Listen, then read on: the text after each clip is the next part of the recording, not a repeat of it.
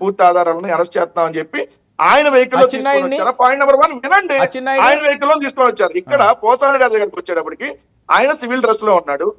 ఏదైతే షార్ట్ మీద ఉంటే ఆయన బెడ్రూమ్ లోకి వెళ్ళి డ్రెస్ మార్చుకుంటారు వెళ్తే బెడ్రూమ్ లోకి వెళ్ళిపోయారు పోలీసులు.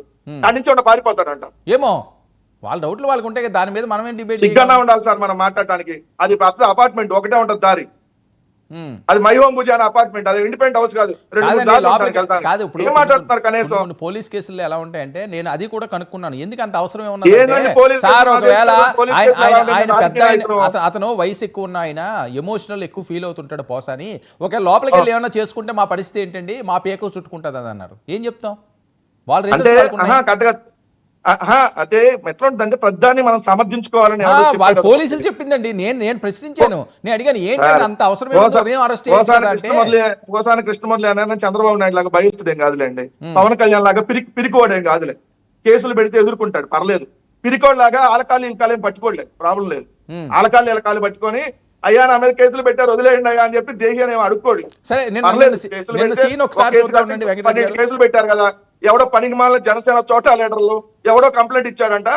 వాళ్ళ మనోభావాలు రాత్రిపూట దెబ్బతిన్నాయంట. రాత్రిపూట తెల్లారంగానే అయిపోయింది అంట. అరెస్ట్ చేయలేదా వెంకటరెడ్డి గారు? నైట్ టైం ఎవరిని అరెస్టులు చేయలేదా మీరు? నైట్ టైమా?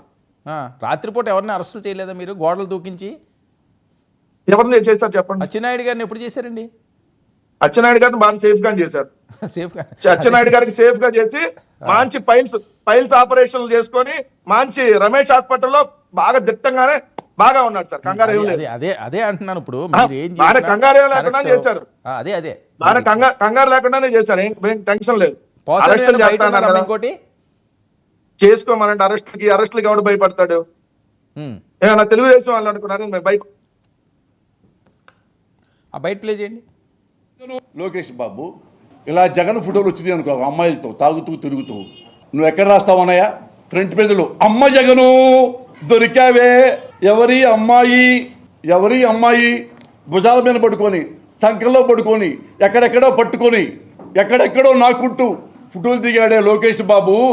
ఈ ఫోటోలు జగన్ అయి ఉంటే నీ జర్నలిజం ఎక్కడుండేదన్నా? ఫ్రంట్ పేజీలో ఇప్పటికీ సీరియల్గా వస్తుండేది కదా. నువ్వు బాగా ప్రేమిస్తావే లోకేష్ బాబు. ప్లే చేయండి.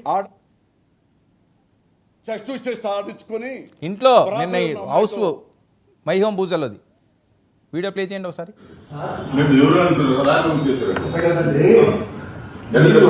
నోటీసు పంపిస్తే నేను హాస్పిటల్కి వెళ్ళి ట్రీట్మెంట్ చేసుకొని వస్తా. చేతులు ఆపరేషన్ పేషెంట్ కూడా ఆపరేషన్ చేయాలా? పోలీసు మీ ఇంటి కదా కేసు ఉంటే ఎవరింటికైనా ఎక్కడైనా జమ్మూ కాశ్మీర్ టు ఎక్కడైనా మీరు అరెస్ట్ చేసే అధికారం మాకుంది. చెప్పేదండి. సరే, వాట్ నెక్స్ట్ వెంకటరెడ్డి గారు? ఏమన్నాయి సార్? సూపర్ 6, నో అభివృద్ధి, నో సంక్షేమం. What next? కేసులు, అరెస్టులు. ఇంతే కదా మనకు కావాల్సింది. ఇంకా మీ అనుమానం ఇంకా ఎవరెవరైనా అరెస్ట్ చేయొచ్చండి? చాలా మందిని చేస్తారు సార్. మాజీ మంత్రులు, మాజీ ఎమ్మెల్యేలు, సోషల్ మీడియా కార్యకర్తలు కొన్ని వేల మందిని ఇంకా అరెస్ట్ చేయబోతున్నారు. ఎందుకంటే రోజు ఇదే డిస్కషన్ ఉండాలి, వేరే డిస్కషన్ ఏమి ఉండకూడదు. అరెస్టులు చేస్తే వైఎస్ఆర్ కాంగ్రెస్ పార్టీ వాళ్ళు భయపడిపోతాం అనుకుంటున్నారు. మళ్ళీ చెబుతున్నాం మీ వేదిక సాక్షిగా, మేము భయపడిపోవడానికి మేము తెలుగుదేశం వాళ్ళం కాదు, పిరికిలాగా పారిపోవడానికి జనసేన వాళ్ళం కాదు. అరెస్ట్ చేస్తే జైలుకు పోతాం, మళ్ళీ వస్తాం, మళ్ళీ వస్తాం. మీ అరెస్టులకి భయపడ్డాం. మీరు అరెస్టులు చేస్తే చేసుకోండి. ఈ అరెస్టులకు సంబంధించి మేము న్యాయపరంగా పోరాడతాం. అక్రమ కేసులు పెట్టి అన్యాయంగా వేధించిన ఏ ఒక్క పోలీసు వాళ్ళని కూడా వాళ్ళని మళ్ళీ చెప్తున్నాం.